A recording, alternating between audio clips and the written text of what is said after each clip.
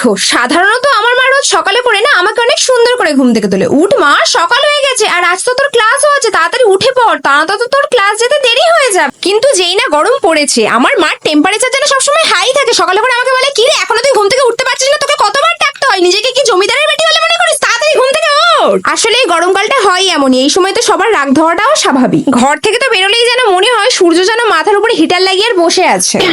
আর ঘাম এমন ভাবে হয় যেন শরীর বলছে, ভাই আমি আর জল ধরে রাখতে পারছি না, যা আছে সব ছেড়ে দিচ্ছি। আর ফ্যান তো ঘোরে ঠিকই, কিন্তু হাওয়া এমন ভাবে দেয় যেন ফ্যান বলছে, আমি তো সারাদিনই ঘুরতে থাকি, এখনো ঘুরছি, তুইও ঘামতে থাক। আর কিচেনের অবস্থা তো আরো খারাপ। মা রান্না করতে গিয়ে তো নিজেই সিদ্ধ হয়ে যাচ্ছে, মনে হয় যেন নিজেই তরকারি হয়ে যাচ্ছে, তাই মাথা গরম হবে না?